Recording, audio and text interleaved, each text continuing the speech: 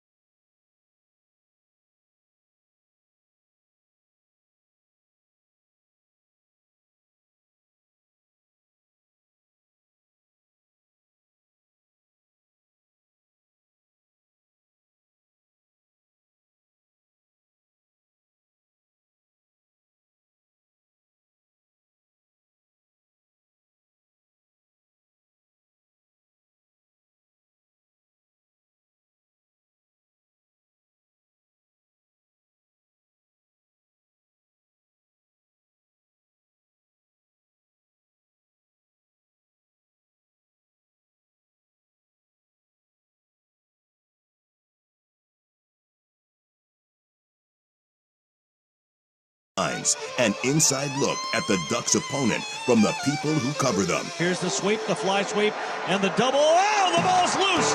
Oregon might have a chance and will get on it back at the 23-yard line. Coors Light presents Ducks Game Day on the Fan Sports Network, 105.1, 1080, and the Odyssey app.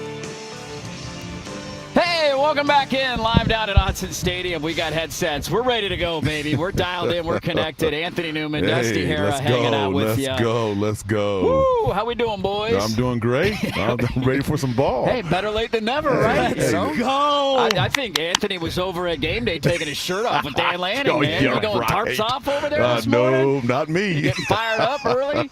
What a great day. It is a beautiful morning for football, and it's one of those times where finally it feels like football weather is here, right? I mean, it's just nice and chilly. The leaves are turning a little bit. You get that October cool in the air. Should warm up a little bit as we get closer to kickoff. Thankfully, as of right now, we are dry. And so if you're driving down, we're hanging out, having a great time at Autzen Stadium now, ready to go. Don't put that evil in the air. Don't put that juju on me, Ricky Bobby. We don't need to talk about having no rain right now because it never rains at Autzen Stadium. It never rains. We're good. It never rains at Autzen Stadium. Ain't nothing to worry about. Dusty's got his rain gear. The game hasn't started yet. Not even going to need it. Who needs rain gear today? Anthony, let's start with you, buddy. I've been I used up a lot of numbers here in the last couple of segments. Going through my whole notes pad. Here's all my stats and my notes on the game. So let's toss it to you. Talk the game. How does Anthony Newman feel about this matchup? A couple of really good teams to going head-to-head today. Oh, yeah. I like this matchup, but I'm going to have to say, I don't know if Indiana is ready for the speed of Oregon. Yeah. And when you talk about speed, we're talking about team speed. We're talking about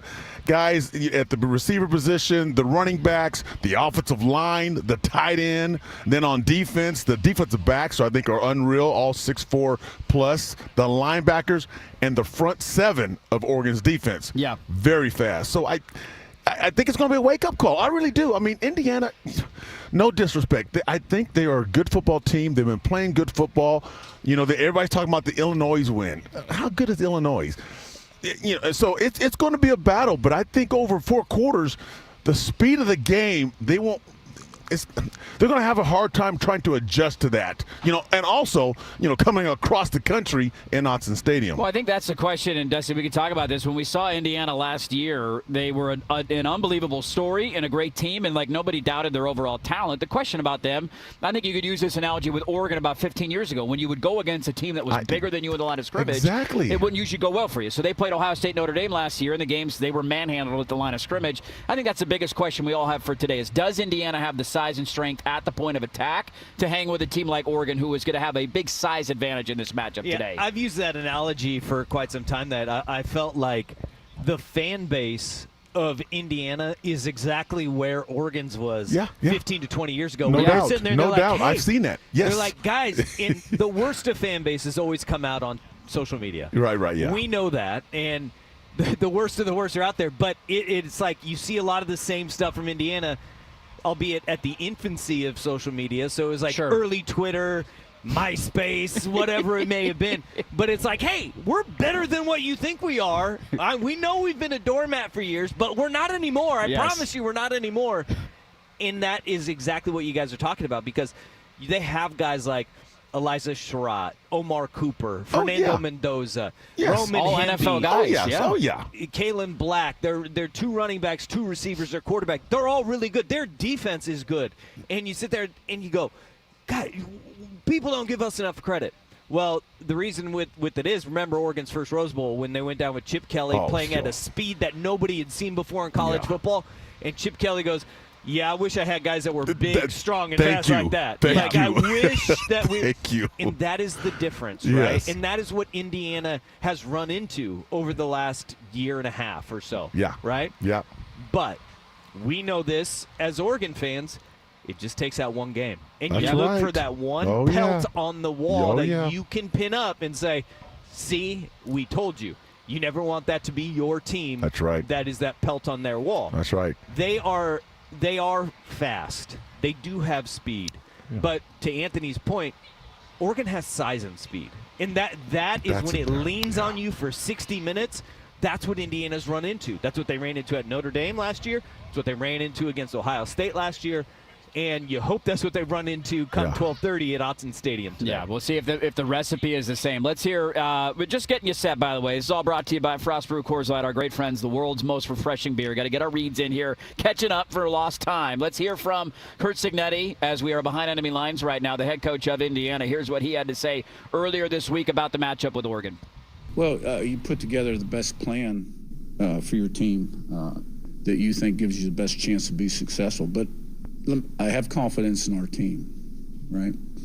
They are big. They are athletic. They are a very good football team. We're a good football team.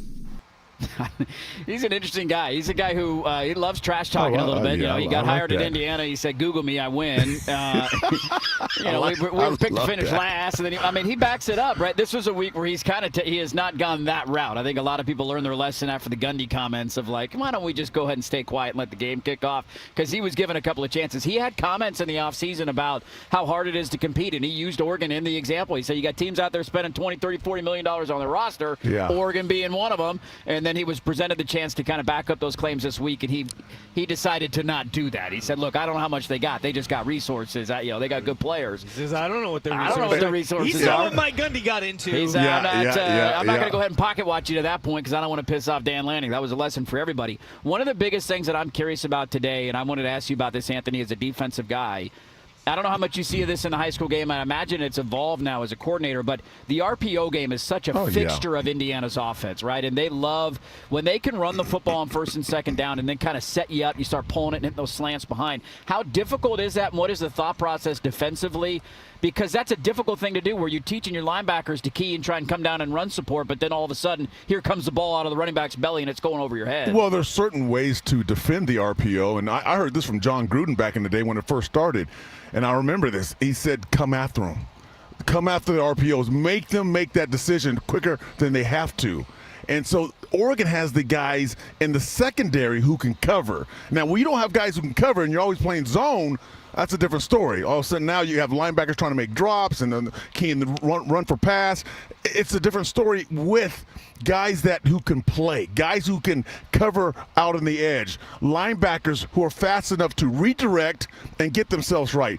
And it starts with the defensive line. And the defensive line for Oregon, I'm going to say this, they're much better than the Indiana's offensive line. There's some holes with that Indiana's offensive line. Yeah. I'm telling you that right now. There's one guy, I'm not going to call out names, but there's some holes that they're going to have a hard time dealing with the two edge rushers of Oregon, the inside game of the nose tackle, Mario Washington. This defense is different. It's different. So the RPO is a good system. If it goes against a defense that struggles with speed, struggles with stopping the run, so it's going to be interesting to see how Tosh Lupoi, the defensive coordinator for Oregon, how he's going to defend this RPO team. Well, on the other side of that, Dusty, too, it puts a lot of pressure on Mendoza because you're tasked pre-snap to get the read and figure out where guys are going to be, and they can bait you into certain throws. It's not an easy thing to execute, especially on the road. Well, and here's where the key to defending a good RPO team is. When you're an offensive coach and you're looking at a defense, you go, oh, no. If the edges are good. Yes. And then the linebackers have speed and discipline, right? Because you're going to hear this probably in the broadcast a lot if you're watching it on TV, the glance route, right? It is a slant. It is sometimes they'll just hold it to just a seam route up, just right up the seam. They're finding a soft spot. Okay, on the RPO, as the ball's in the running back's belly, receivers going inside, and they're trying to get a linebacker to bite up. Yeah. Okay. Dan Lanning built his defense at Georgia on linebackers that can play 53 and a third all the way across the field because of the RPO. That's scheme. right. Okay. Yep. And if you have guys that are disciplined but have the speed to catch back up, right? If they're gonna say, all right, the throw's not there, it's a give. That's where that speed at the linebacking core.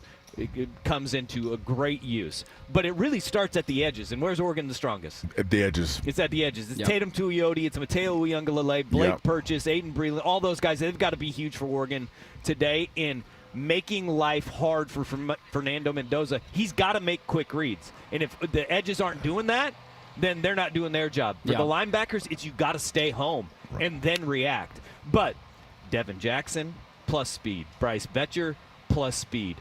Jerry Mixon plus speed. They've got to play their keys, and then they've got to rally to the football. You're going to give up yards. Yes. You're going to give up yards. Oh, it's yeah. going to happen. Oh, yes, for sure. You got to be disciplined enough not to give the pop. But remember this. Yards don't beat you. Points do. Yeah, that's right. So they can go up and down the field all they want. When you get in the red zone, you got to score. And Oregon's red zone defense is very good. And, again, with the RPOs, it's the pressure that hurts an offense. It's the edge rushers. And when I'm talking about Indiana's offensive line, those two tackles, they struggle. Yeah. They struggle. So that's going to be a good matchup to watch. Well, the red zone numbers actually aren't good for Oregon this year. But to your point, this is where they beat Penn State. If teams get to the 40 and they can't move the ball anymore. Right. It's like Oregon has it's a pre-red zone defense. Teams rarely get to the red zone. Yeah. Okay. Yeah. But they get about maybe the 30. Yeah, they get to the 30. Right before the 20. Shut it down. Yeah. They're like, whoa, wait a minute. That's enough. If the red zone's there, we're not going to let you even get there. And that's to your point. That's where Oregon has been dynamite. We saw it against Penn State. We saw it against Northwestern. We saw it against Montana State. Right? Teams will move the ball, and then they get to between that 40 and the 30 and the plus side, and they're like, oh, wait, we can't move the ball anymore. Yeah. And that is where they have been outstanding this year. We saw Oregon. We haven't had a chance to talk about it much, but Oregon going on the road to Penn State, it was such an incredible win. The thing that stood out the most to me was 0 procedural penalties from the offensive line and the way they were able to execute in that road environment. Not an easy thing to do. You got a guard turning back. He's tapping the hip. It's no snap count. That's not the only two guys who they had jump off sides were the tight ends who both had one. Here is Kurt Cignetti talking about it on the other side. Now they got to come on the road, play in front of this crowd. How are they going to handle the road noise?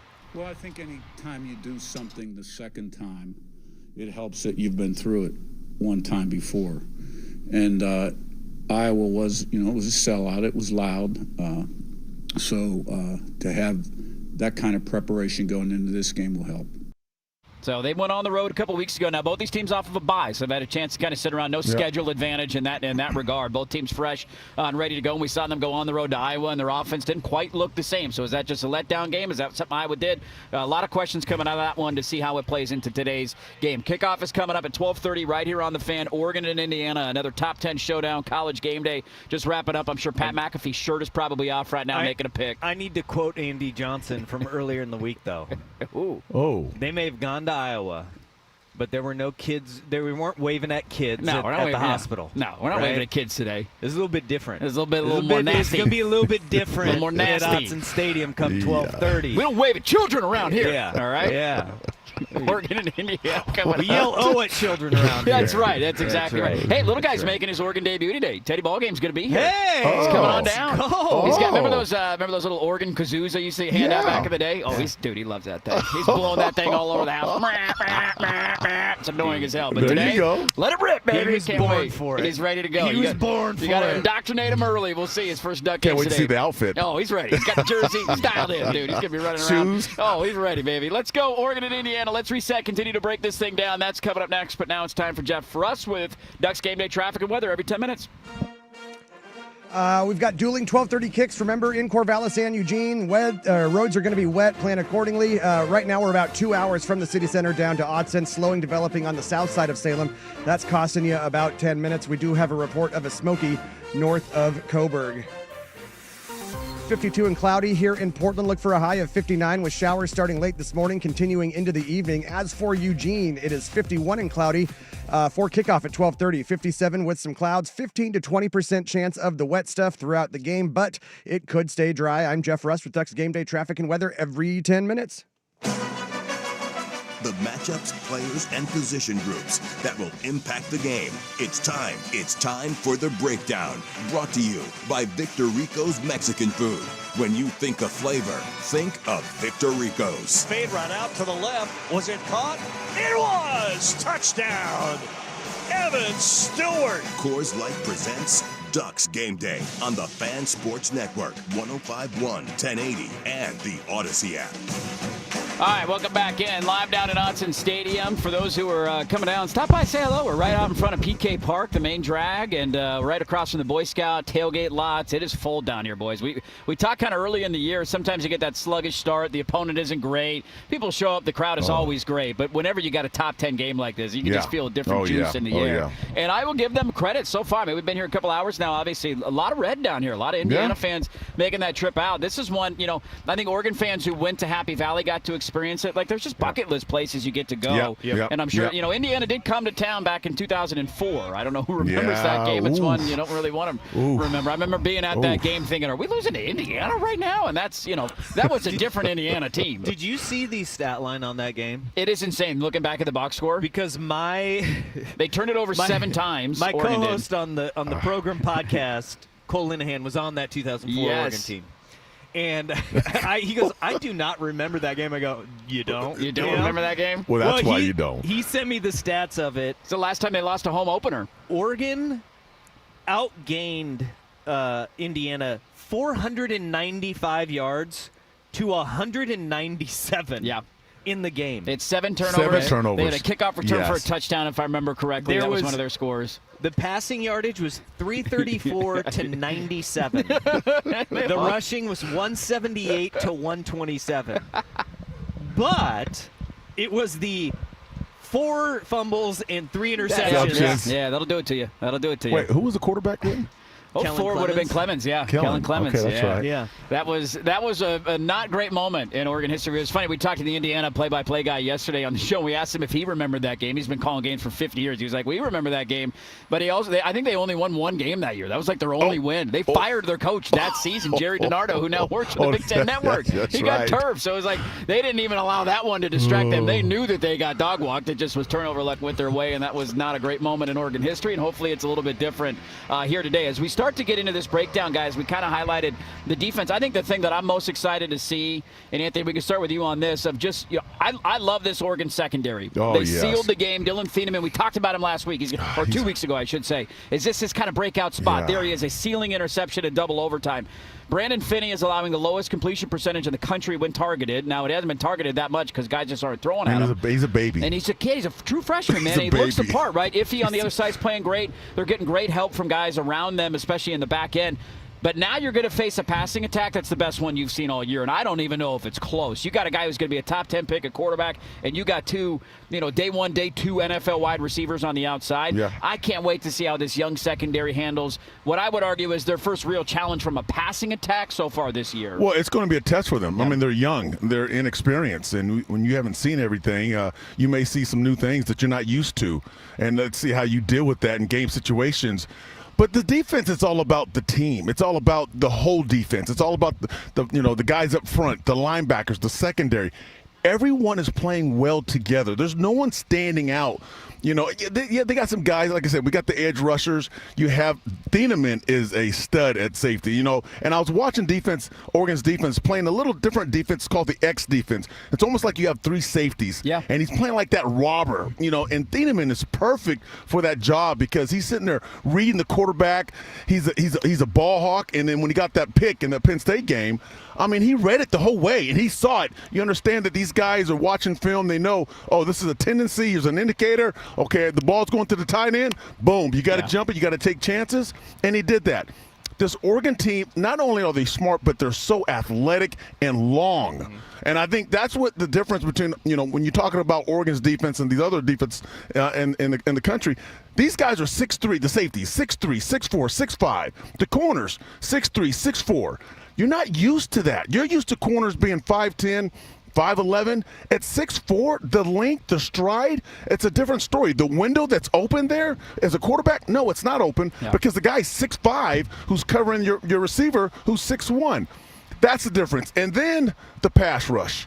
I mean, you talk about guys getting to the quarterback, creating the quarterback to make decisions faster than he has to because the guy's coming off the edge. The guy's having a lot of pressure from the middle of a defense in a passing game. You usually don't get nose tackles getting to the quarterback. It doesn't happen because he's too fat. He can't move. He's just dealing with the A-gap. But in Oregon's defense, Amari Washington can go. His first step is ridiculous. So it's going to be good to watch this matchup with the receivers of Indiana and the quarterback, and then the Oregon secondary with the front line creating pressure. I'm really excited for the matchup, and I really am excited about not just Amari Washington in the middle because we talk about the importance of the edges, we talk about the importance of linebackers, but in the middle, you can collapse everything.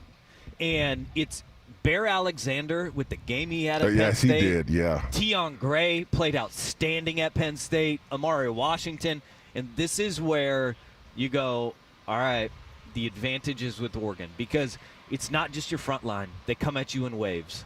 And it's relentless. Yeah. How many guys are on the field and they just keep coming at you, fresh legs at you. And Anthony, you said it, like, you don't want to mention names. You don't name names, right, with the offensive line.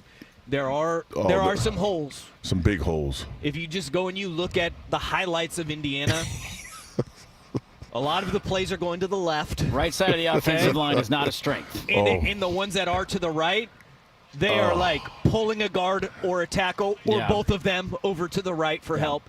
But Elijah Surratt is built like Deebo Samuel. Yeah. Omar Cooper, the other wide receiver, he runs like Deebo Samuel. Yeah. Like they are physical on the edges too. So when you're talking about that corner play, man, it's such a blessing to be able to play man-to-man and say, that's right, we trust those guys. But you got to be ready for a fight today because these guys block their butts off. Yes. Well, and the release time, I talked about it earlier, 2.6 seconds for Fernando Mendoza. He's catching the snap and he's throwing it. He's getting rid of it. So it'll be curious to see the cat and mouse game there of how close you play, how much press coverage you play, take away that short step. Do they try and take shots to counteract it? It's going to be a fun chess game between this Indiana offense, which we know is talented, in the Oregon defense. Let's continue on the breakdown brought to you by Victor Rico's and go to the other side of the ball. And Oregon's offense against this Indiana defense, it can get very exotic, and they're not quite, a little undersized in terms of, national title contenders, but they're incredibly talented and incredibly deep. So we'll dive into the other side of the matchup. That's coming up next. We're live down at Autzen Stadium, Oregon and Indiana, coming up 12:30 right here on The Fan. Back after this. Do you owe $10,000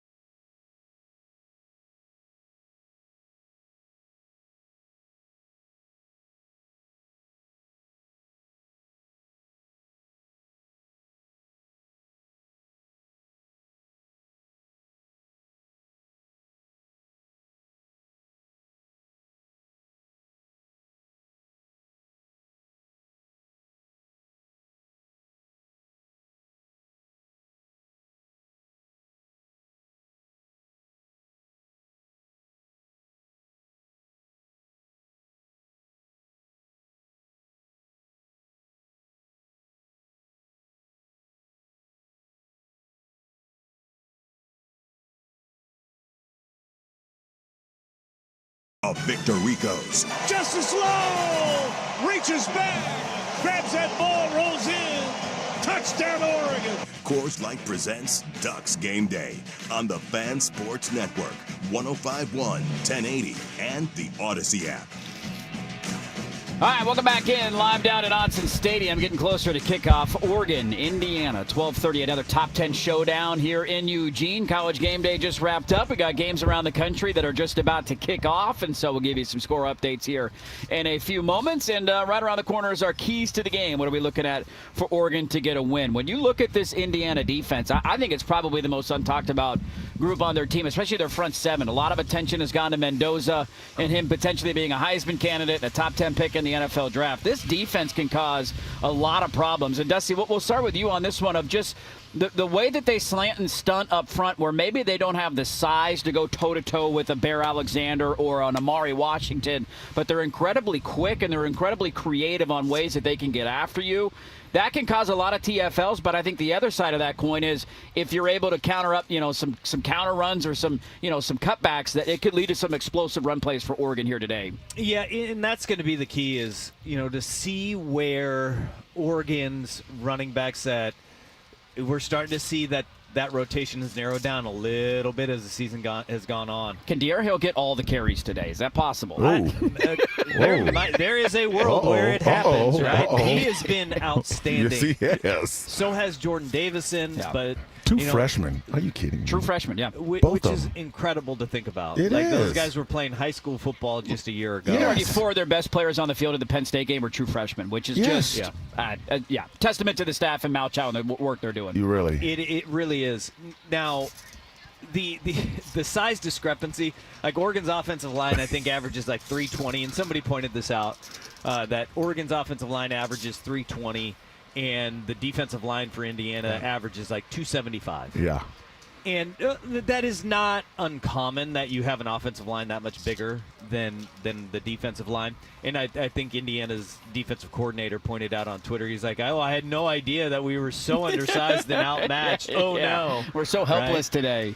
But that's where you need to have people movers, and it's not just your offensive line. I think one of the great things that Oregon has shown this year is there's a lot of question marks about that wide receiver room and how they would be able to replace guys like Trayshawn Holden, Tez Johnson and company, and Evan Stewart out with an injury this year. They've been nasty on the perimeter blocking. We noted that over the first couple of weeks. That really has not changed, and Kenyon Sadiq is proving a point that he's just not a guy that jumps over people. He is a people mover. And that is where you have that extension of the offensive line. How many times have we seen Will Stein go to condensed formations where he has, that three receivers bunched right on the hip of the tackle, and they are moving guys to the outside. Those cutback lanes are going to be huge, but this is a one-cut game. Like, this goes back to the days of Chip Kelly where you are foot in the ground, one cut, commit, and find the green grass and go, because you got to win with speed in this game. You're going to get holes. They're going to fill up quick, though, because they are fast defensively. Well, yes, I like Indiana's front seven. Very small. When I say small, I mean compared to going against Oregon's offensive line. Sure. But very quick. And then when you have a defense, a front seven that's not real big, you're going to move them. You're not going to allow them to get in a phone booth with one of those offensive linemen and get caught, because now you're playing in his game, his world, where it's just you need space. You need to be able to move. You need those offensive linemen to turn the shoulders, things like that. Shoot a gap, yeah. So that's why Indiana's so exotic with their defense. They're doing some crazy stuff, and one time the nose tackle's lined up over the center, and then he's over the guard, and then he's slanting to the right, then he's slanting to the left. So as an offensive lineman, now you're trying to guess a little bit. Where's this fast guy going? And then at the same time, you're getting sacks. They got 16 sacks. They're getting to the quarterback. So they're creating chaos. But that happens when, again, you have success because you're moving, you're quick, and you're not getting caught in a phone booth. Oregon's offensive line is so big. They're huge. They're massive. So once they get their hands on you, you're done, because you're so light. Right. And that's when you become you're in trouble a little bit with you're trying to play that physical game against an offensive line that's that much bigger than you. I mean, Oregon's offensive line is gigantic. I keep saying this. Getting on the line on the sideline and just looking at them like 3 feet away from me. I'm going, this offensive line is gigantic. And it's like, remember, you talked about the Ohio State game, the Rose Bowl game with Chip Kelly. When I went down and I saw Ohio State and I looked at their offensive line and defensive line, I'm thinking, there's no way. Nope. We don't have dudes like that.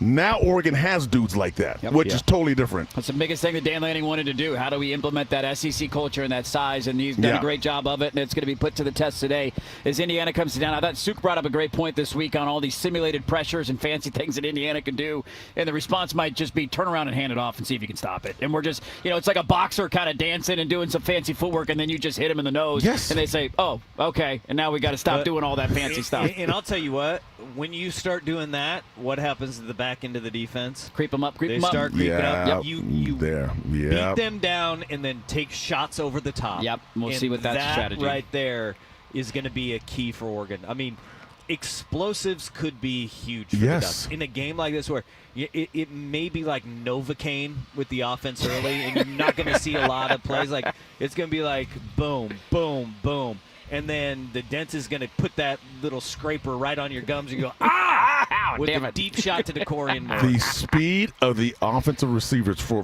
Oregon, the receivers for Oregon, is going to be a shock for Indiana. I'm telling you that right now. Yeah, one thing, too, to keep a note on, not today, but Dan Lanning did an interview with Chris Lowe this week, and he said Evan Stewart is ahead of schedule. And so I think they're hoping he's going to be back at some point and be an impact guy later in the year. So might be more help on the way. The breakdown brought to you by Victor Rico's. They break down your game day meals with catering and the ease of the Victor Rico's app. When you think of flavor, think of Victor Rico's. Let's get to our keys to the game. Reset. We're live down in Austin, having a blast. Oregon and Indiana coming up at 12:30 right here on The Fan. Back after this on 105.1 FM, The Fan. Jeff Rust here with your Ducks game day traffic and weather. We've got dueling at 12:30 kicks in Corvallis and Eugene this afternoon. Plan accordingly. It's now about 2:05 from the city center down to Autzen. A good stretch of slowing from Salem down to Highway 164. Report of a smoky north of Coburg, and watch for several cars stopped on the shoulder along the way.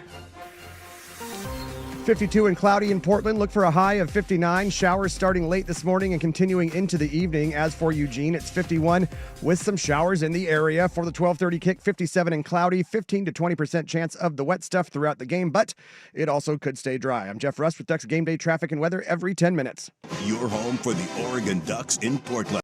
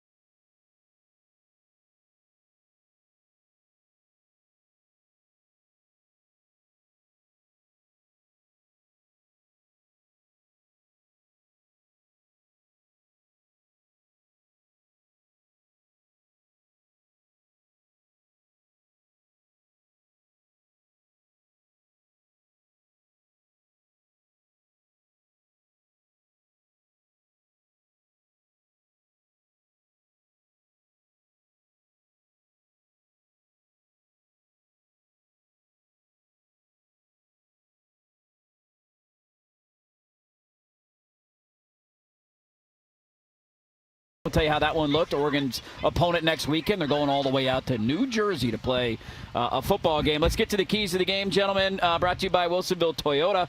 Anthony, I'll start with you. Just number one key that pops out in your mind when you look at this one today. The speed of the receivers for Oregon. They're going against Indiana secondary. I think that's going to be huge. I think they're going to get loose. I mean, there's a lot of guys to cover. There's not one guy. Decorian Moore is the guy, to be honest, is the freshman. But there's still so many. And Dante Moore is the quarterback that can connect the ball, and making sure that the right guy gets the ball thrown at the right time, protect the football. And then it goes back to the defensive line of Oregon against the offensive line of Indiana. And maybe that right side offensive line of Indiana is going to struggle a little bit. Yeah, I'll tell you who's flashed a lot of speed over the last couple of weeks is Gary Bryant Jr. too. Yes. Yes. He has been mentioned as a heart and soul type guy. Yes. And he is consistent in what he's doing. So I like the speed. Yeah. For me, I go to it. This is such a weird one to say, but you're playing a team that tries to put you in conflict. So discipline is it for me. Yeah. The key to the game is just discipline. Defensively, it's the discipline. It's do your job, play your role. Make sure you are not putting your teammates in a bad spot. Because one guy does one thing wrong, and Indiana's going 85 the other way. Yes, you're right. Yep. I think to that point, my biggest one is explosive plays. You talked about them in the last segment. Limiting those and making sure you're executing when you get your opportunities to take your shots. Those are your keys to the game, driven by Wilsonville Toyota, simplifying the buying process. One person, one price. No bull. WilsonvilleToyota.com. Let's take a look at the conference and what's going on around the Big Ten. That is next. But first, here's Jeff Russ with Oregon Ducks game day traffic and weather every 10 minutes. We got dueling 12:30 kicks in Corvallis and Eugene. Plan accordingly. We're looking at about 2:05 from the city center down to Autzen Stadium at the moment. A good stretch of slowing from Salem down to Highway 164. We got a report of a smoky north of Coburg, and watch out for cars that stopped on the shoulder along the way.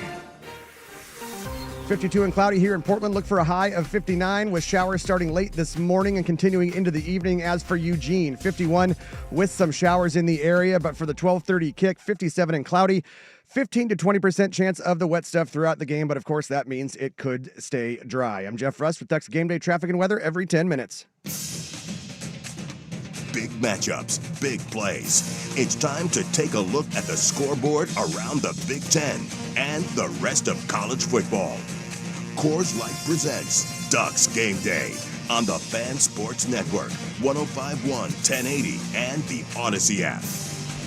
All right, we'll get a recruiting inside update from Andrew Nimick here in a little bit and get his thoughts on a big recruiting weekend and some big wins on the recruiting trail for Oregon basketball as of late. We'll talk to Andrew Nimick here in a few moments. Let's take a look around the Big Ten, gentlemen. There was a game last night. Anthony was working. You were probably a little busy. Didn't see it. Yeah. Understandable. Washington did get a win. I don't think he watches a lot of Washington football. No, not really. He's allergic to it. Avoid the purple at any cost. Is that what I'm hearing here? Yeah. They got up to it was kind of a similar game to the Maryland game from a week ago for them. Really sluggish start. They looked lost in the first quarter. They were down 10-0. Could have been worse than that. Ultimately found their groove, got back into the game at the end of the first half. Rutgers had a chance to kind of put a foot on the throat, if you will, early in that game. Couldn't do it. Washington comes back. They outscore them 28-6 in the second half. So Washington improves to 5-1 on the season. They'll probably be ranked at the back end of the top 25. At least they should be at 5-1. And Oregon is going on the road to play Rutgers next week. So I was keeping an eye on it for that. DeMont Williams did have a terrific game. Also around the conference, we got Michigan State with an early lead over UCLA. So maybe the magic that UCLA found was only 1 week. Over? It was a 1 week recipe that they figured out. They were winning their Super Bowl last week, and their season goes back into the tanks. What a horrible way to come off of a big win is play the big noon kick. Just 9 a.m. right out of the gate. It's like, all right. On the road in East Lansing, all the way out in that long travel. You guys can't have nice things. No, we go early play, early in the morning. Ohio State, Illinois is underway. That is early in the first quarter. That is a 0-0 game. It looks like Ohio State is driving on their opening drive, so we'll keep you up to date on that one. Also around the conference, I don't think anybody cares about Iowa, Wisconsin. Dear God, will anybody score? Nebraska, Maryland, we'll see. That's a big one for Nebraska to prove that they belong back in the top 25. There's no way Penn State loses at home to Northwestern, right? No. No Come way. on. Right? No way. No way. It can't happen. No way. They just lost to way. UCLA. No who way. Who did UCLA lose to? No way. No, Who did UCLA lose to? Everybody on their schedule? Northwestern. No, it's not. It's not going to happen. They lost to Northwestern. No, they got. There's some dudes on that team. It was one of those nights. Oregon got him twice. Is what my take is on it. But we'll see. We'll see how it looks today. I think one of the most ridiculous things is saying that Oregon's win at Penn State. Who's Oregon beating now? Is terrible because they lost to UCLA. Now, is it terrible for Penn State? Yes. That they lost to UCLA? Absolutely, 100%. Yes, for sure. In no way, shape, or form does it mean that Oregon's win at Penn State was not as good. Yeah. Because if anybody watched both of those games, which unfortunately for me, I had to watch the one last Saturday. That wasn't the same Penn State team. No, they were disinterested, disheartened, and they looked like they didn't even want to be there.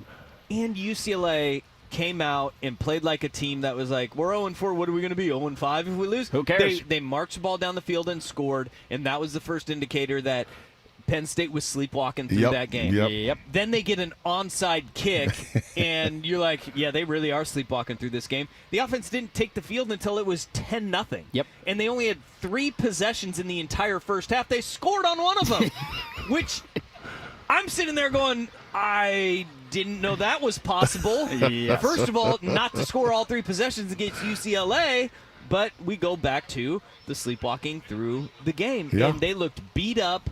They looked like it was a team that had to travel all the way across the country, which, folks, it's hard. It's not an easy thing to do, and It's Indiana's going to be put to the do. test in that category today. And it's, it was one of those when you look back on it of, we talked about it the week of the game, the amount of pressure that was on Penn State to win that Oregon whiteout, and you could feel it in the emotion when they in the stadium are chanting to fire their head coach. In the middle of the game against Oregon, that just tells you the emotions and everything that was built up to that game. And when you fall short in that moment, the only thought I had watching Penn State UCLA last weekend was thank God Oregon had a bye week, because that's such an emotional high to come off of. We saw them do it last year where they had to go on the road to Purdue on a short week, and Purdue was bad. They took care of business, but just go rest and put your feet up, man. And I've said this before, I'll say it again, the Purdue game may have been 35-0. It was the first road shutout that they've had in 40 years or whatever. Yep. Dan Lanning at halftime of that game, when I do my halftime interview with him, you get a sense of how he's feeling about it, right? People would think that the Rose Bowl game would be the most upset he was at halftime. No, it was that Purdue game that he seemed like he was the most agitated because he knew how much better his team could have played. Remember, there was like an interception right before the half that Dylan Gabriel threw. They missed a field, or Purdue missed a field goal that could have gotten them on the board. That was like a chip shot.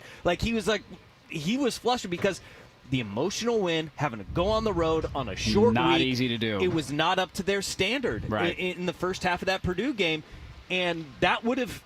You feel like that's a really tough thing to combat, because as a coach, what do you do or what do you say? You can't. There's nothing. There's no secret sauce. That's a sign of a good coach. Yeah. To understand his team. Play to the standard, and we're not playing to the standard. Exactly right. No doubt about it. Yeah, so Penn State, we'll see what they do today. I think they're going to kick the crap out of Northwestern and get back on track. We'll find out. If they don't, James Franklin legit might get fired. That would be quite a scene if it has happened. That's a 12:30 kick. And then Michigan USC, the big one later on tonight, 4:30 on NBC. There's a look at what's going on in the Big Ten. Let's talk to Andrew Nimick. That is coming up next. We're live down at Autzen Stadium, hanging out with you. Oregon and Indiana coming up at 12:30. Nimick is next on 105.1 FM The Fan.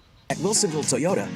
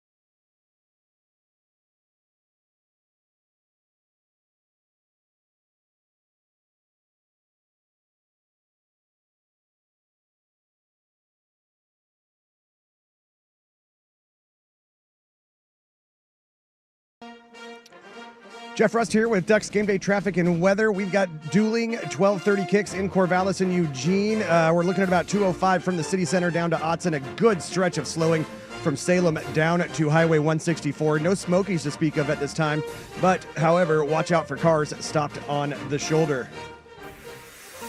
52 and cloudy here in Portland. Look for a high of 59 with showers starting late this morning, continuing into the evening. In Eugene, it's 51 with some showers in the area.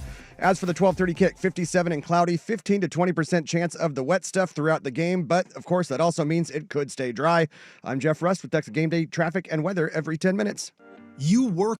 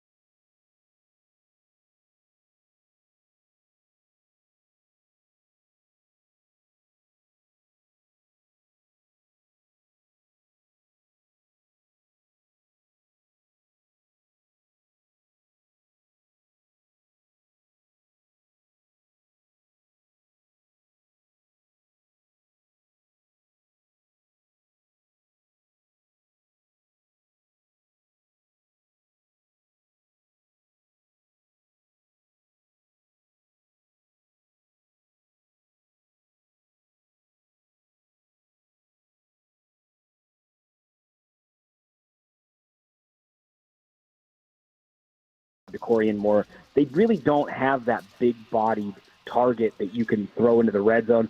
Kyler Casper's a good football player, but really hasn't developed into a well-rounded, complete receiver. So Paris might kind of fill a need for that big body guy that can kind of go up and get one in traffic, and I really like that about him. So he's an interesting player to watch. Josiah Molden is visiting. That's Alex Molden's son.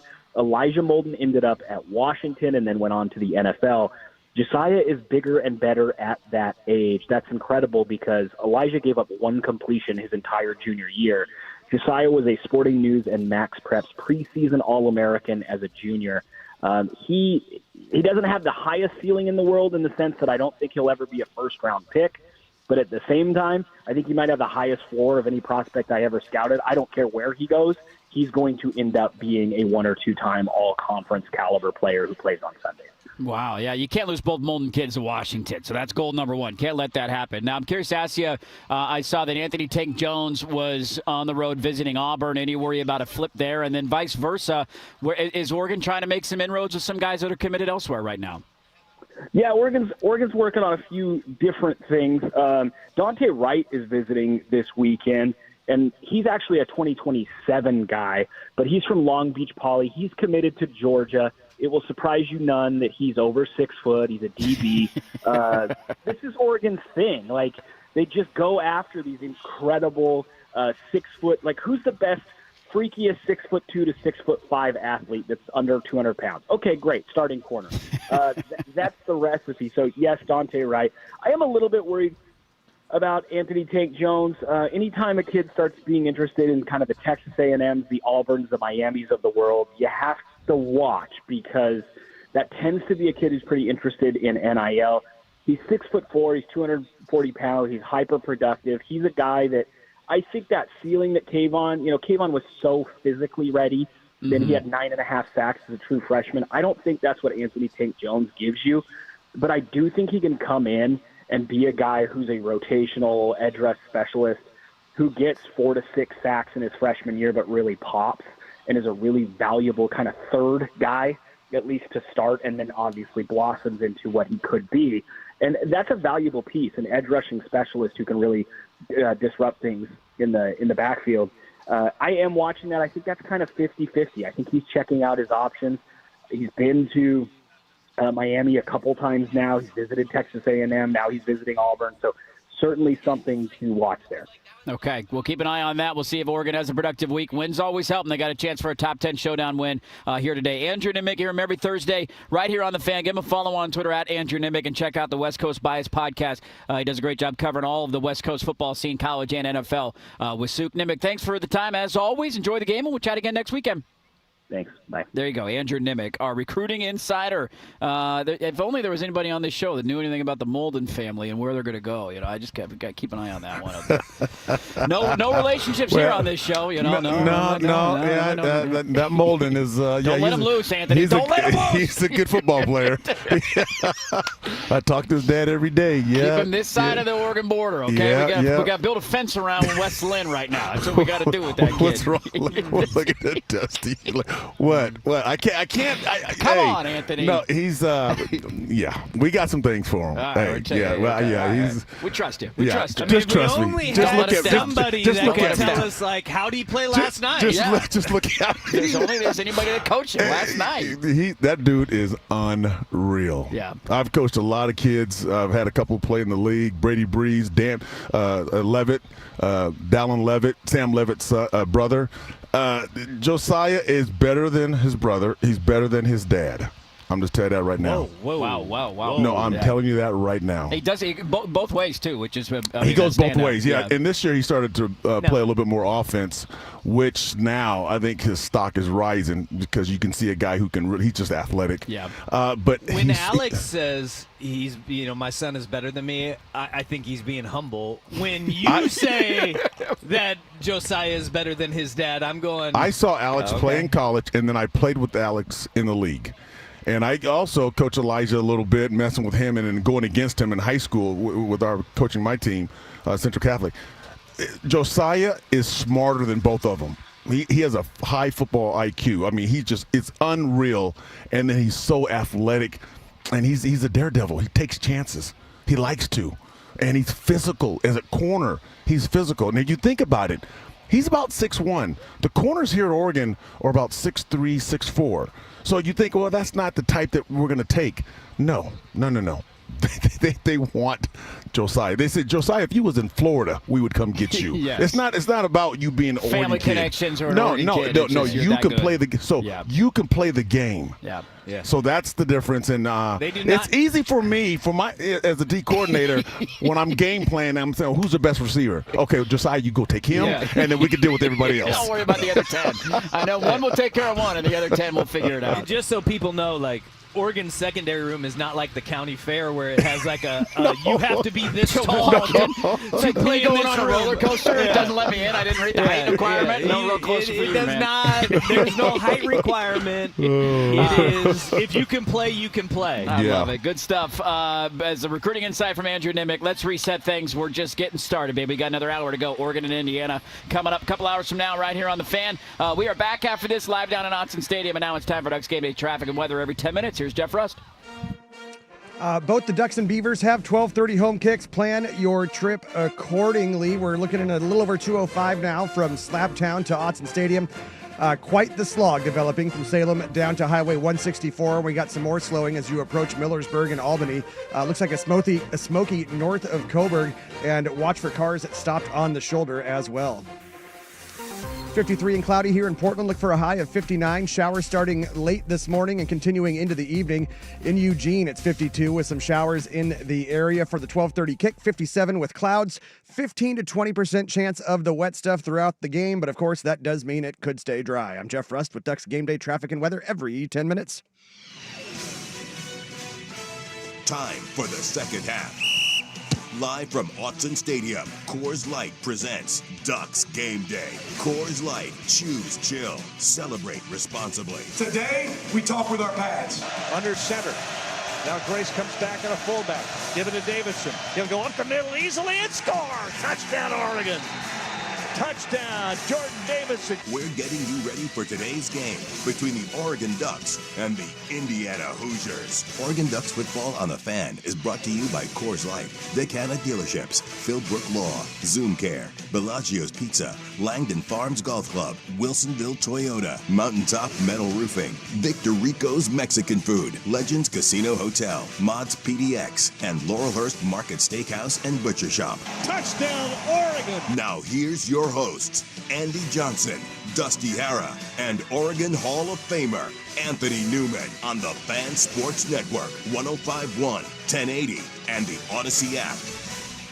All right, welcome back in. Live down at Autzen Stadium. One more hour to go for us before we send you up into the booth with Jerry, Georgie, Joey Mack, and Dusty. They'll carry you all the way up until kickoff, 12:30, and another top 10 showdown here at Autzen Stadium between Oregon and Indiana. We still got a lot to get to over the next hour. We'll give you some score updates from around the country.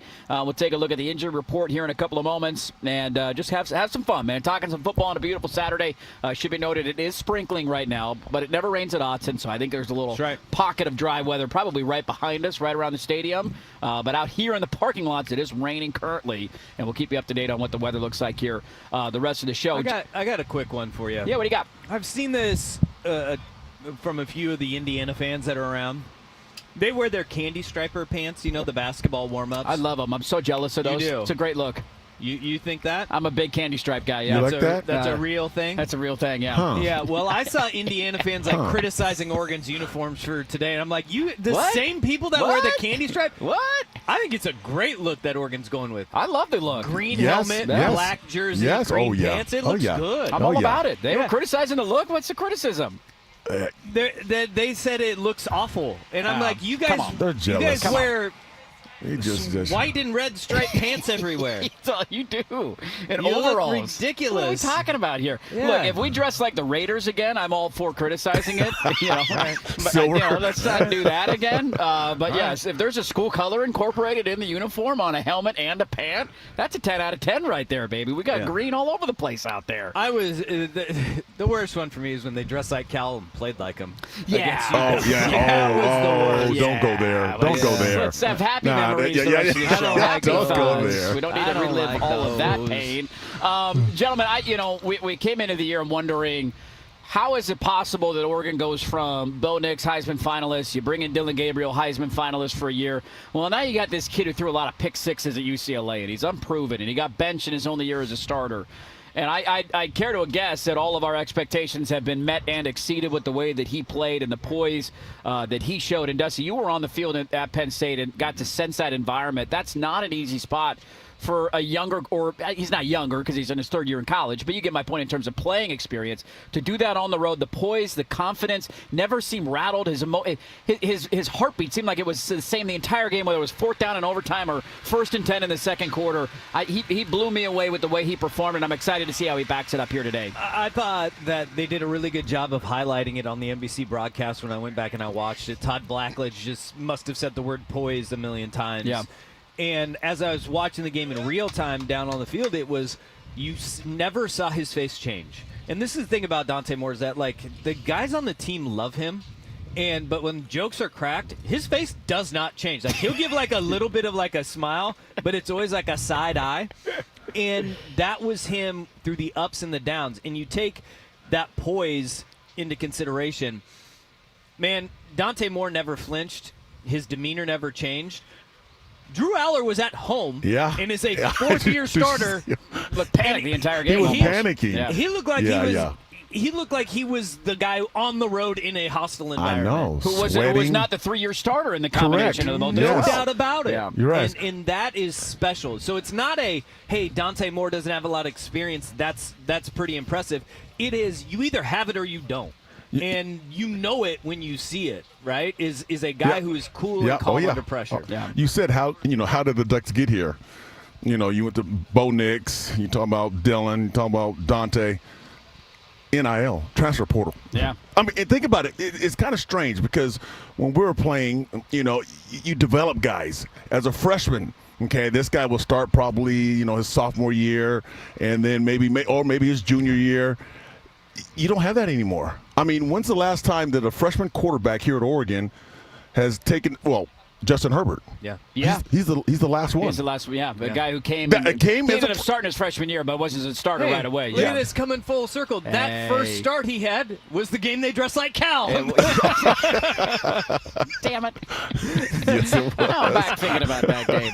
No, I mean, you're so spot on, though. Like, it's totally evolved the way that, and I think it's a testament to the other sideline as well. Like, Indiana does not have the ability to do what they've done the last 2 years without the modern world of college football. That's right. That's right. And the crazy thing about Dante Moore, though, is that, NIL, transfer portal, that is the reason why he was able to come back. But if NIL and the transfer portal didn't exist, he would have been here the whole time. That's true. Right? Yeah. That's true. Oregon was his dream school. He was committed to Oregon forever. Correct. And then you're right. NIL comes in and boom, he's off with Chip Kelly at UCLA. Yeah. But NIL and the transfer portal is why Dylan Gabriel got here and kind of deterred Dante Moore from being here year one. It was such a cool. It's a freshman year. Freshman year. Bo Nix. That's crazy. Him coming back for another year. I mean, it's just thinking back to what he decided to do and the emotions that he showed on his face after that Penn State win. You could just tell, like, he bet on himself and he bet on Oregon being the right place to develop him and putting him in a position to succeed. He could have started. Think about Michigan as a great example. How bad was Michigan's quarterback play last year? He's a Detroit, Michigan guy. He could have easily walked in the door and been the starting quarterback in his hometown school. You're right. And he said, you know what? I want to go somewhere where I know they can develop quarterbacks. And what it's going to show to future commits as well of, like, dude, that's 3 in a row. That's like how many the guys go up and down and the quarterback play drops off and the seasons, come and go. To do it 3 straight times, if Dante continues to do this, man, it's a testament to the staff and the talent they put around him in Stein. But to Dante Moore for making the right call of, hey, I don't know if I'm quite ready yet. Let's go learn and get ready. And now he's taking advantage. And I have said it before, and I will say it again and again and again. NIL will get you in the door. NIL will help you close. Relationships are recruiting still. Yes. And relationships in recruiting are why guys come to Oregon out of the transfer portal, right? They take a look and just look at this roster of guys that came out of the portal. It's Dante Moore. It is Bear Alexander, who was recruited by this staff. How many of these guys have we seen that have been recruited? Now, are there guys like Dylan Thieneman that weren't on the radar, popped, and then you get them in the portal? Isaiah World, Alex Starkey, those types of guys who were developmental, and they're like, I'm good enough to play there, and they do come and play. There are more than a handful of guys on this roster that say, the reason why I came here is because I was recruited by these guys coming out of high school. Yeah. And when I entered the portal, I knew exactly where I wanted to be. Yeah. I know some folks who had a conversation with Dylan Thienemann's parents a couple of weeks ago when they were in town watching him play. He turned down money to come to Oregon. He turned down money from SEC schools because he liked what Lanning did defensively and the schematics and the way he's sending guys to the league and becoming a factory for that the last couple of years. And he said, that's the place I want to go play. It's a testament to what they're building. Can't wait to see how they showcase it today, 12:30, hour 2 of Ducks Game Day on the Fan Sports Network. Brought to you, of course, by Frostbrew Coors Light, the world's most refreshing beer. Injury report coming up next. Who's in, who's out, what do we know? Next on 105.1 FM, The Fan. Hey, it's Dusty. My family.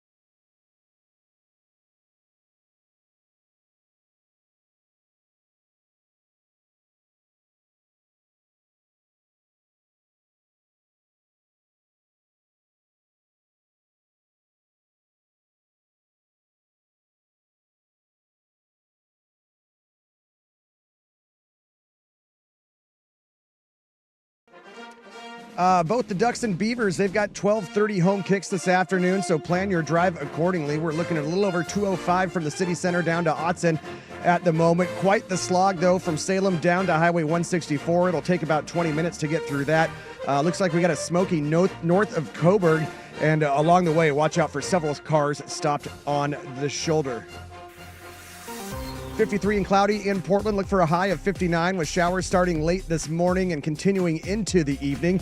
As for Eugene, 52 with some showers in the area for the 12:30 kick. 57 and cloudy, 15 to 20% chance of the wet stuff throughout the game. But of course, that means it could stay dry. I'm Jeff Rust with Ducks Game Day traffic and weather every 10 minutes. Who's in, who's out? This is the Injury Report, brought to you by Zoom Care, with clinics near you. Zoom Care offers same-day appointments when you need them, even on evenings and weekends. Insurance accepted, including Medicare. ZoomCare.com. Yeah, I'm not going to talk about injuries. Coors Light presents Ducks Game Day on the Fan Sports Network, 105.1, 1080, and the Odyssey app. All right, let's take a look at the injury report. Live back down at Autzen Stadium. Anador Johnson, Anthony Newman, Dusty Hara hanging out with you closer to kickoff. There's a few, what do they call these little pellets of water falling from the sky? Yes. It doesn't rain down here, but maybe some a little bit of moisture in the Rain air, gear? I guess is what people would say. Liquid sunshine. Nah, liquid sunshine. There you go. That's a great way to put it. Any rain gear? No, we don't know rain gear. got rain gear. No umbrella. I don't see any rain gear. Dusty ain't going to be wearing no rain gear on the sideline today, I'll tell you that much. As a true Oregonian. Yeah, you know what you're never going to see? An umbrella. Let's take a look at the I will report. take this soaking wet clothing and I will like it. I chose to live here. That's how you know you're an Oregonian, baby. My that's ancestors right. didn't come over the Oregon Trail.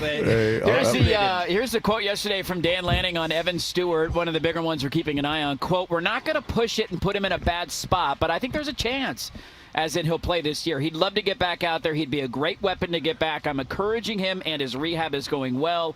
We'll see." So that's all we know on that front, but still an encouraging note nonetheless that there is the opportunity that he might be back at some point this season. Elsewhere, I think Oregon feels really good about where they're at health-wise going into this game.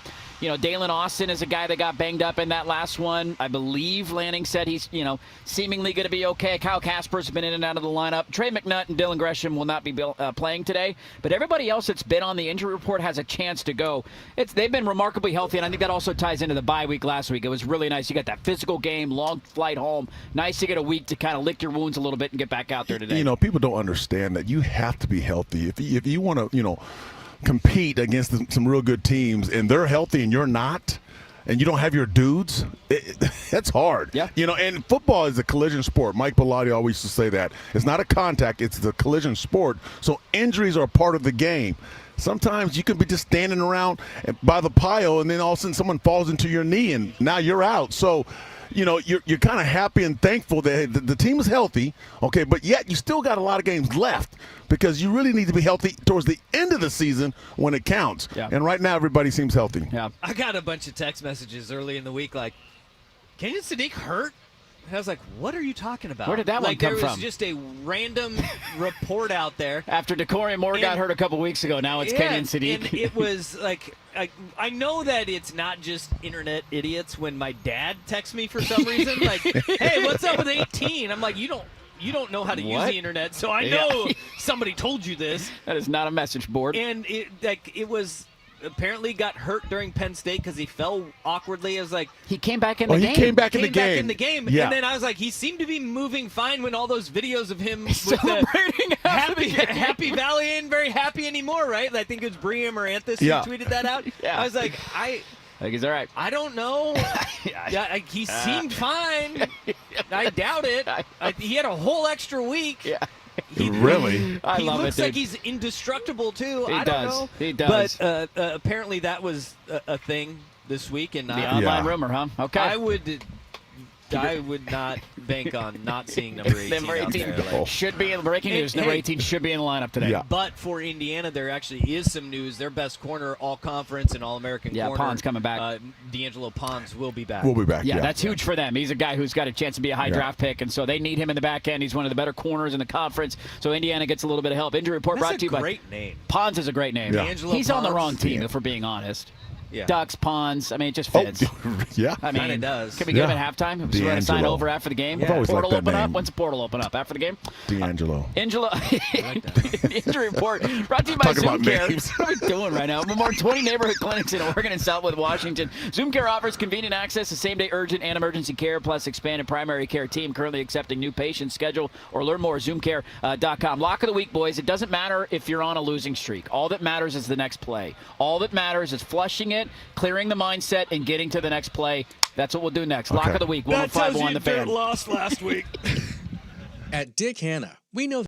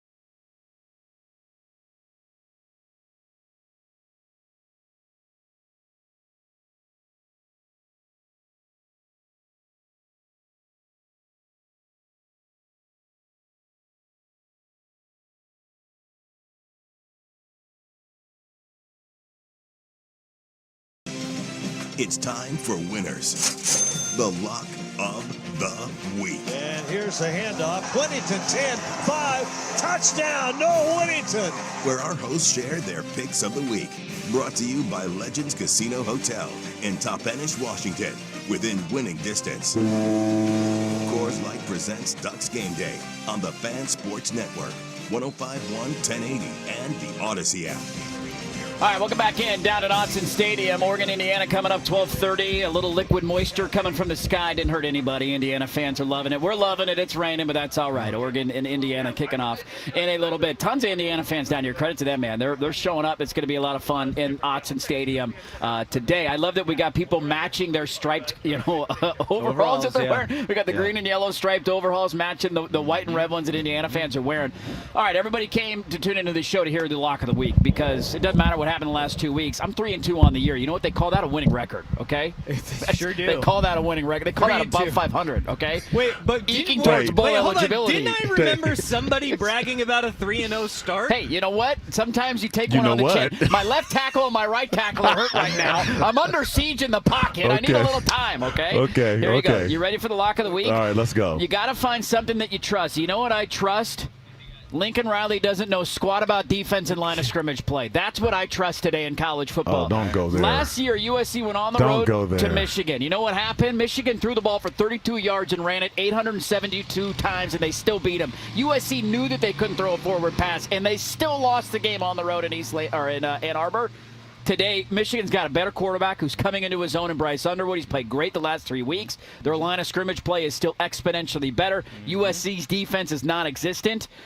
Michigan, by the way, tonight, top 15 team in the country. They're an underdog tonight at USC. Make that one make sense. I'd take the money line, but I'll take the 2.5. Michigan 2.5 tonight in LA. I will make it make sense.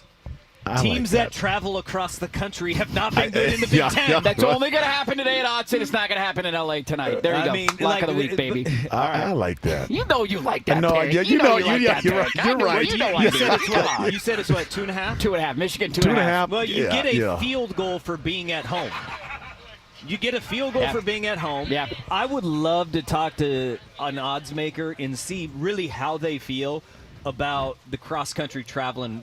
If that is that a half point? Is that a full point? I think it's like 11-23 is the record now for teams going a certain amount of miles across. It's tough. It's not easy, tough. man. It's not easy. Yeah. But Oregon has won 3 of those. Yes, and they're going to have to do it again next. They got to go all the way to the longest one next week is in Rutgers. Rutgers, They're going to go out to Piscataway next week after this game. So I like the pick. USC to me is not the real deal with the line of scrimmage. You got all this cute stuff on the outside. That's Michigan's going to come out and punch them in the mouth all night. Thank you. And they got a quarterback who's a dude. That guy's going to be a problem. Thank you. I like it. I'm glad Michigan's not on the schedule later in the year is what I'm saying because that kid's only going to keep getting better. We're on the same side. There we go. That's a lock. Guarantee it. Lock of the week brought to you by Legends Casino Hotel in Toppenish. Legends Casino Hotel within winning distance. Online legendscasino.com. Let's dive into a couple of the angles of this Oregon and Indiana matchup. We're live down in Autzen having a blast. 30 minutes to go. Mike Jorgensen coming up in a bit. Back after this. 105.1 FM The Fan. Your home for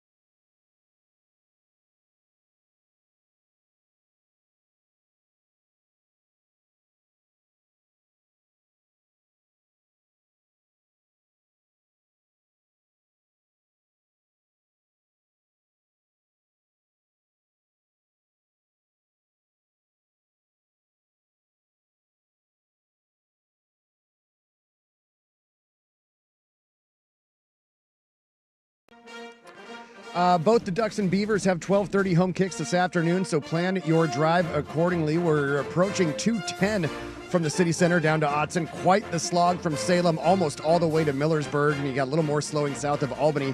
Sounds like Smokies near Coburg and Springfield. Watch for several cars stopped on the shoulder along the way as well. 53 and cloudy here in Portland. Look for a high of 59. Showers starting later this morning and continuing into the evening. As for Eugene, 53. Sounds like there is some rain outside Autzen Stadium. For the 12:30 kick, 57 cloudy, 15 to 20% chance of the wet stuff throughout the game, but it could stay dry. I'm Jeff Rust with Ducks Game Day traffic and weather every 10 minutes. This is an important notice.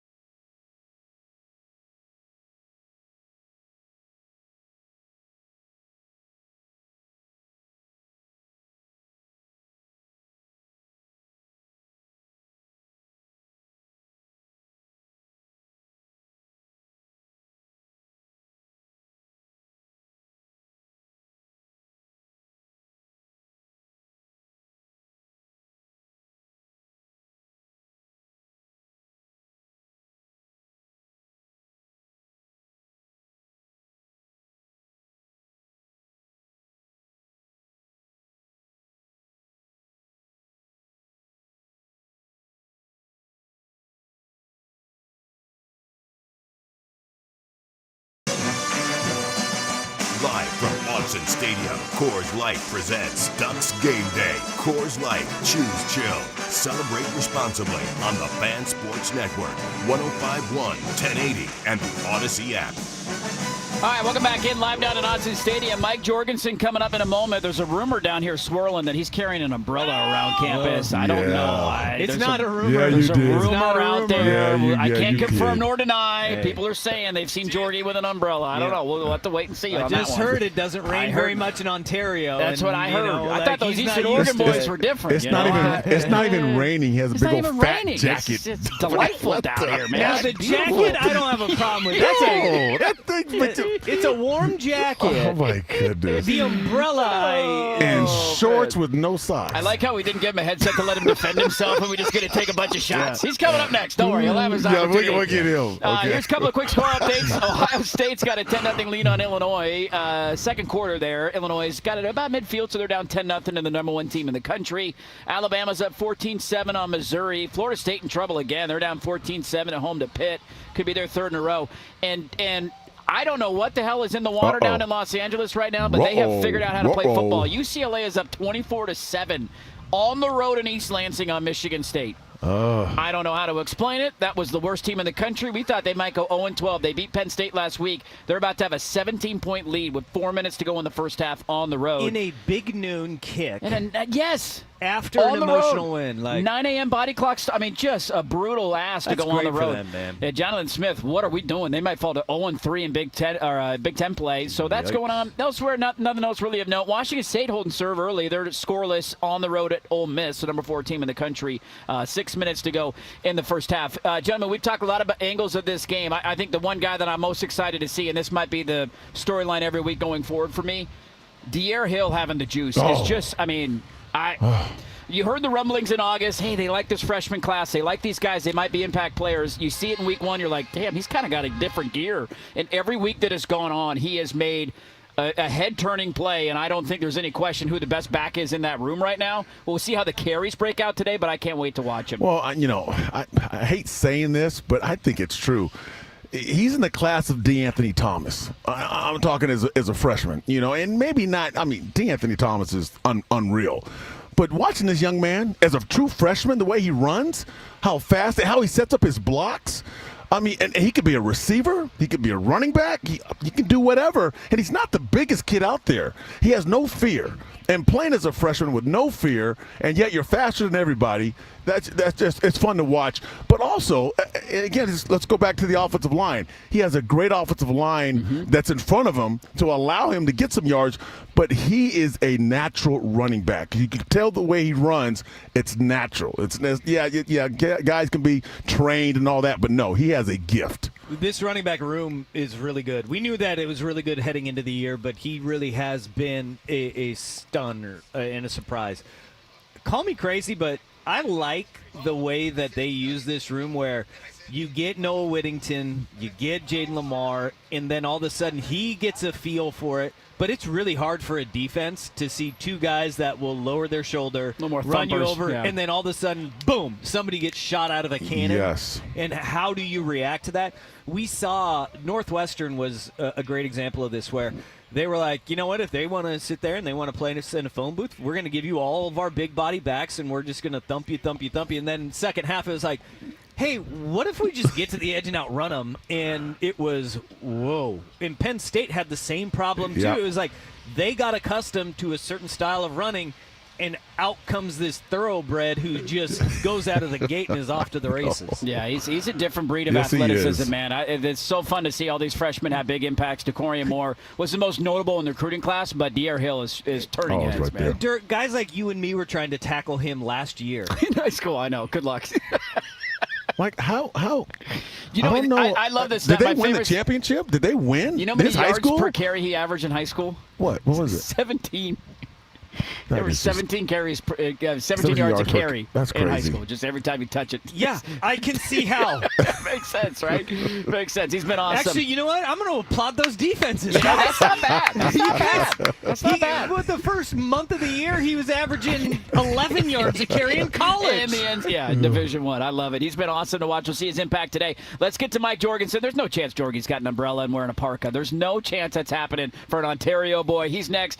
First, here is Jeff Russ with Ducks Game Day traffic and weather. Jorgie's going to Every punch dirt. 10 minutes on the fan.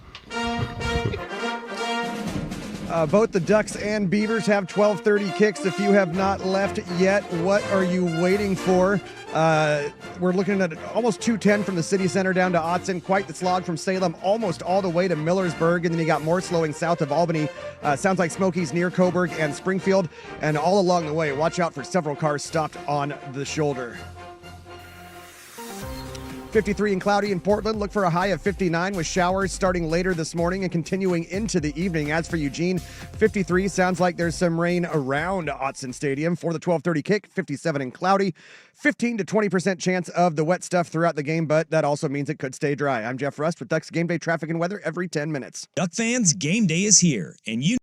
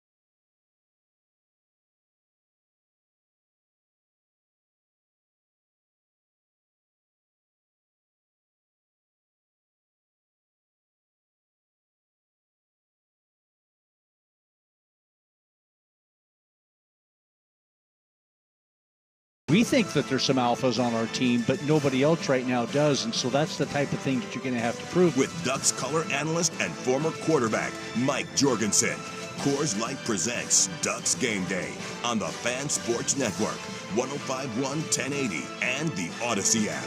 All right, let's talk to the color analyst of the Oregon Ducks. He's waiting for this. He's waiting for it right now. To you, my Bellagio's pizza. He doesn't even get a chance to. Get the BS out of the way right now. My favorite was, so Jordy comes walking up, he's got the umbrella and the big jacket on, and it wasn't even us at first. We're like, wait, is that and then a fan comes walking by, like, are you carrying an umbrella? I know. You're getting heckled by the fans. They're taking shots at you, Jordy. Hey, it's a little wet right now, and your defense a little wet, and you got the shorts on.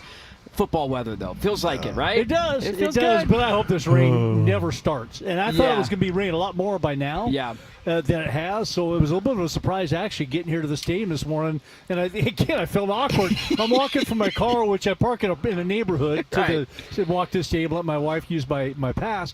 And I'm walking along. I'm thinking, God, I hope people don't say anything about this umbrella. And nobody did, thank goodness. But it was one of those ones where I expected it to be raining hard this morning. Yes. It was supposed to be a break about game time, and then later on this afternoon. It's been a good day so far, so knock on wood, wherever it is, let's keep it going. Let's keep it dry. Okay. You got any more thoughts on this? Are you coming up to the press box? Yes, I'm coming up. Could you bring my umbrella for me? I'm not going up there. Jordy's trying to find people to carry his umbrella for him. Somebody take that for me up to the press box, please. Wait, look how big it is. It's a big umbrella, too. You don't golf, so you don't know anything about that. You got to go on the push cart. You know, you got to keep the bag dry. You need the little handheld. Put it in your glove box. You and your wife, maybe. I love it. God. We got a top 10 showdown today, Jorgie. This Indiana team, we've kind of used the analogy this week, thinking back to where Oregon was 15 years ago. Hey, where's Oregon coming from? They got all this skill. They're beating these teams, and you play LSU and Auburn and Ohio State, and you're like, oh, there's a difference there at the line of scrimmage. Is that how you view it today? Or just your thoughts initially on this matchup? Well, I mean, Indiana, it's funny. We were talking about this yesterday. You work so hard as Oregon has in the past, and they've been on the stage multiple times, and now they've been on the stage permanently. Yeah. Indiana's working so hard just to step onto the stage. Now they're on the stage. Are they going to get kicked off? How are they going to play? How are they going to match up from a speed standpoint, from a physicality standpoint? So it's going to be interesting to see. I mean, people have been talking all week this week about, Indiana's defensive line. They're lighter. They're not as heavy. Who cares? We used to run circles around people until we would go play the LSUs of the world. Right. And then all of a sudden you got into those physical contests and we couldn't battle. So today's going to be a big tale of that. The quickness piece of the defense at the line of scrimmage is what worries me. Oregon's got 22 tackles for loss. They have 49. 49 tackles for 5 games. Yeah. It's ridiculous to be. I mean, I had to go back through and make sure they added things up right in their stat, in their stat sheet, because they do. They have 40. So if you get behind you get behind the markers in first and second down, then it's going to be real tough against a defense like that. But again, they've not seen, I think, a rush game, a pass game, a balanced offense and offensive line like Oregon so far this year. Yeah. Well, Jorgie, I want to be respectful, but I just look at the schedule. When we look at those stats, sometimes they seem a little skewed because, Indiana State, Kennesaw State, Old Dominion, Iowa. Iowa's, 2-back offense, 2 tight ends. They don't score. Yeah. 21 points is a lot of points for them. I get it. They're good. I get it. They have, they can do some things, but have they been tested? Have they been really tested with the team with speed? At this level. We'll find out. So I'll go along with you on that. At this level, I don't think so. And I think that's what they're going to see today. Is it's going to be a different speed, a different pace, a different look, the physicality, being able to handle all those pressure packages that they have. Yeah. I think Oregon's able to do that, and that's what I'm really looking for in that matchup today. Is Oregon's offense against that Indiana defense that statistically looks great. Yes. Now let's see when you play in this type of game against a team who can also score. Yes. At the same time, because again, against Iowa's going to be in every single game they play because they play defense. That's right. But they can't score. No. And so one of the things I think Indiana is leaning on is the fact that we can score high and win games. We can get in a bloodbath against Iowa and win games, and that's exactly what they've done so far this year. I get it. It's going to be interesting because Oregon's going to got to match up against a pretty good athletic team on the offense too. You know, Fernando Mendoza is a really good quarterback. Yes, he is. The outside receivers are really good. One of them is really physical that he goes to all the time, and then they got 3 or 4 backs like Oregon does. Right. So it's just going to be interesting to see how this thing plays out as you start to feel out the other team and you settle down in the game and that type of deal. How do you handle the RPO? You know, giving that ball and then coming back. Is Oregon going to be able to defend that? Is Jerry Mixon going to pick off 3 balls this game because he's always in and around the ball and those type of things? So it's just that's what I'm so excited for with this game is there's just intrigue of is Indiana that good? Right. I think they are. Are they top 5 good? We'll see. Yeah, they're on the stage. Are they going to be able to stay I love on the stage analogy. It's perfect because they were in this spot last year, and it didn't go well for them. In the 2 games that they played against championship caliber rosters, and they could beat everybody. It's tough to stay on that stage, It's tough, man. We've learned that over the years of watching Oregon football. It's just a different level when you're playing teams that have size and speed. It's not just the size; it's the speed that goes with it. Exactly. And they can go toe to toe with you. I'm curious to ask you from a quarterback standpoint. One of the things I keep hearing people talk about Indiana with these simulated pressures, and they like to disguise their looks. And this linebacker's coming. No, he's not. He's dropping back. And this defense, how difficult is that for a quarterback? And is the anecdote just to say, you can do all the cute stuff you want, hand it off. We're going to punch you in the mouth all day. Yeah, I mean, eventually you're going to do that, too. You're going to catch them in the wrong spot, and all of a sudden you gap them on the other side with a running play. But, again, I think Dante Moore in this offense and Will Stein, the way that they're going to look at the tendencies and downs and distances and come up and be prepared for it. And every once in a while you're going to get fooled offensively by a defense who comes up and shows you this and then does this, and you thought they were going to do this. That's those TFL stats you're given. They just catch you off guard. Yeah, they just keep you off guard. But what ends up happening is you can make 2 or 3 negative plays in the first half, but you have the potential of giving up some big gash plays when you take chances like that. And I think Oregon is really good at taking advantage of that, predicting what's going to go on, not panicking, coming up and getting that pre-snap look and not panicking, thinking that's what it's going to be when the ball snapped. I think Dante Moore is really good at keeping his composure, going through the progression, and then just execute at the line of scrimmage. You know, sometimes they're going to overwhelm you, but you're better than them. You should be able to block it. Right. Let's talk about matchups. Who are you looking at? With the Oregon offense and the Indiana defense. Well, I mean, Indiana's got a couple of DBs that are really good. Yes, a safety they do. and a corner, and it's going to be when they take their chances and want to go one-on-one.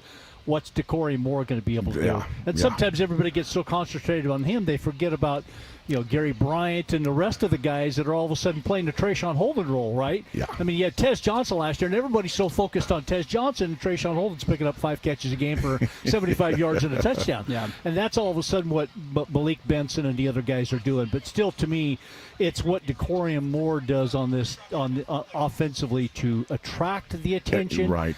And then make plays, too. Yeah. Because there's going to be a matchup with an NFL type of DB and a corner that has 3 interceptions, and that's going to be a great matchup. But at the same time, he's just really good. Yes. And really mature. I mean, he's a 23-year-old and 18-year-old's body, and, to be able to interview him for the first time this week was, that's a rarity for Lanning. Oh, really? Yeah, so they never allow, as you know, Anthony, never allow freshmen to be interviewed. Yep. They freed him up this week. They for the first did. week. Just again, that's just a testament to the type of kid he is. Yeah, and the trust that they have in him to handle that responsibility, and he handled himself really well for Duck fans who got a chance to go watch it. So that's what I like with our matchup, particularly the receivers on the outside. Yeah. If you can start hitting some plays and that type of deal, it's just going to loosen everything else up. And you bring up, the attention going to Decory Moore, game-winning touchdown in double overtime goes to where? Gary Bryant. Yeah. Play action boot, and everybody's looking, where's one? There goes 2. There's a touchdown, right? It's going to be a lot of fun. He's got an umbrella. We'll forgive him for it because he's an Eastern Oregonian. We love him.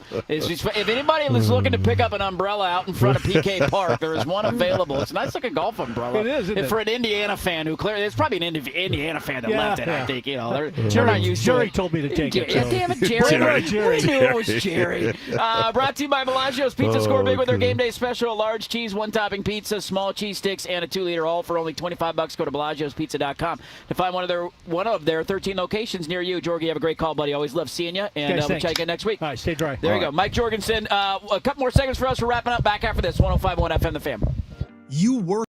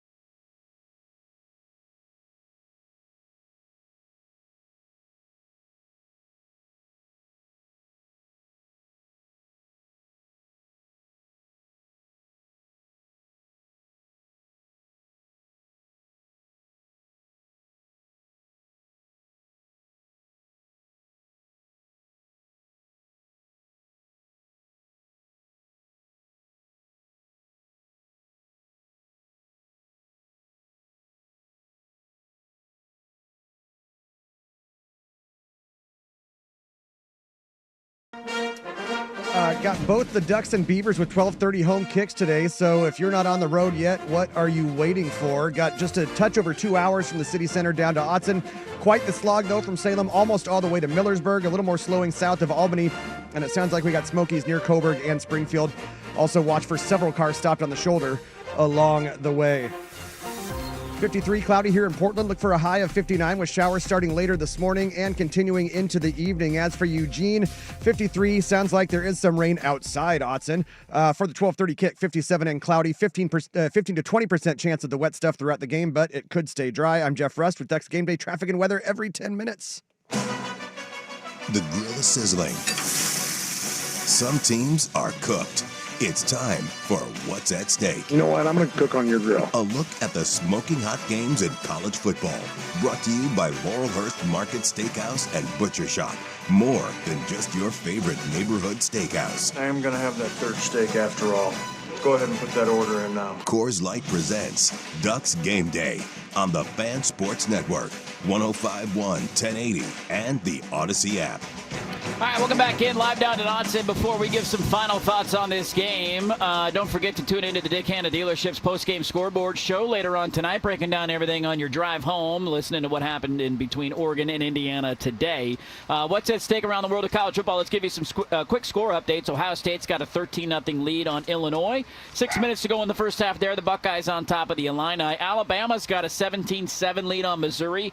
Nearing the end of the first half as Missouri's driving to try and cut into that one. We got a tie game between Florida State and Pitt. That is 14-14 near the end of the first half in Tallahassee. The surprising one probably early on, UCLA's got a massive lead over Michigan State, 24-7 nearing the end of the first half, and they're driving again. That would be an absolute shocker to pull out back-to-back wins. And then how about a tip of the cap to Washington State? They are on the road at number 4 Ole Miss, and they have a 7-0 lead at the end of the first quarter. So Washington State holding their own, and Ole Miss clearly looking ahead to their game against Georgia next weekend. What's at stake? Brought to you by Laurelhurst Market. More than just your friendly neighborhood steakhouse. Make your reservation today. LaurelhurstMarket.com. Line to watch. Final thoughts next. 105.1 FM, The Fan.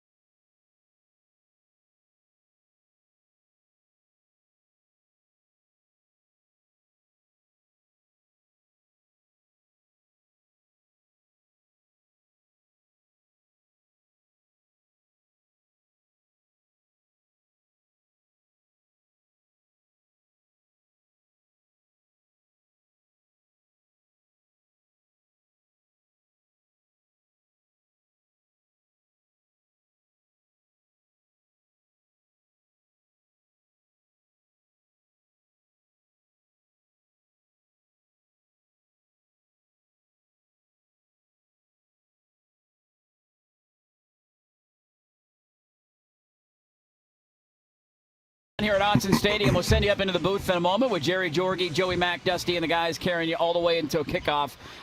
Anthony Newman, final thoughts? The line on this game, 7.5, so just north of a touchdown. Right, How are we feeling? And final thoughts on a big top 10 showdown here today. Well, I'm feeling good. I think, both teams had a bye. They get their rest. And they're going to be a little rusty. Yeah.